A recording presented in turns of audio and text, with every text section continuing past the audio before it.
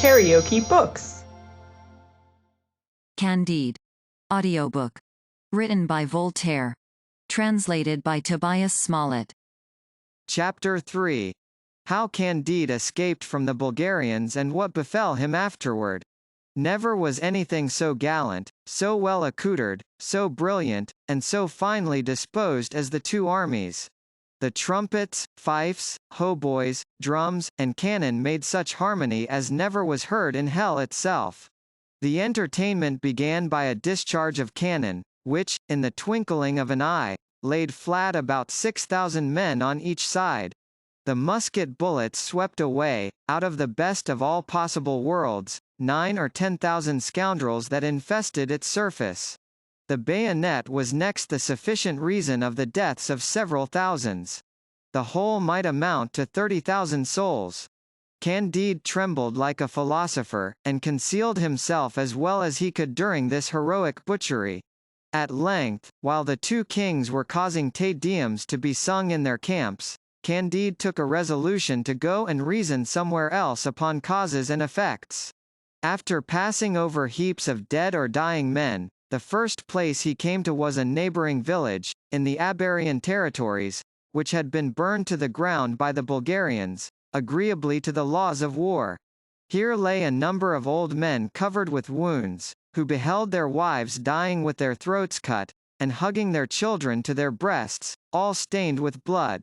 There several young virgins, whose bodies had been ripped open, after they had satisfied the natural necessities of the Bulgarian heroes, breathed their last. While others, half burned in the flames, begged to be dispatched out of the world. The ground about them was covered with the brains, arms, and legs of dead men. Candide made all the haste he could to another village, which belonged to the Bulgarians, and there he found the heroic Abaris had enacted the same tragedy. Thence continuing to walk over palpitating limbs, or through ruined buildings, at length he arrived beyond the theatre of war, with a little provision in his budget, and Miss Cunegonde's image in his heart.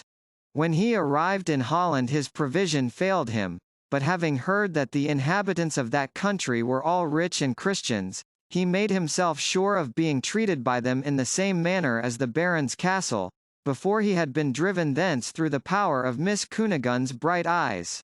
He asked charity of several grave-looking people, who one and all answered him, that if he continued to follow this trade they would have him sent to the house of correction, where he should be taught to get his bread. He next addressed himself to a person who had just come from haranguing a numerous assembly for a whole hour on the subject of charity. The orator, squinting at him under his broad-brimmed hat, asked him sternly, what brought him thither and whether he was for the good old cause. "Sir," said Candide, in a submissive manner, "I conceive there can be no effect without a cause. Everything is necessarily concatenated and arranged for the best.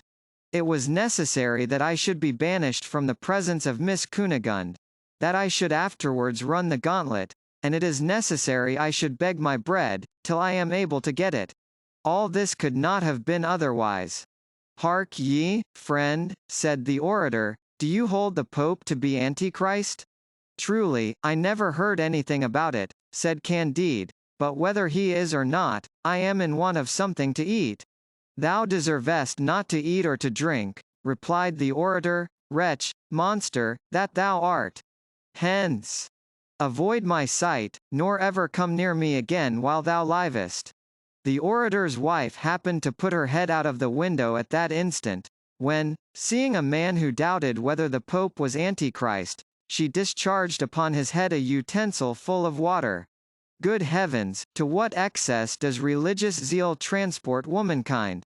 A man who had never been christened, an honest Anabaptist named James, was witness to the cruel and ignominious treatment showed to one of his brethren, to a rational, two-footed, unfledged being. Moved with pity he carried him to his own house, caused him to be cleaned, gave him meat and drink, and made him a present of 2 florins, at the same time proposing to instruct him in his own trade of weaving Persian silks, which are fabricated in Holland. Candide, penetrated with so much goodness, threw himself at his feet, crying, Now I am convinced that my master Pangloss told me truth when he said that everything was for the best in this world.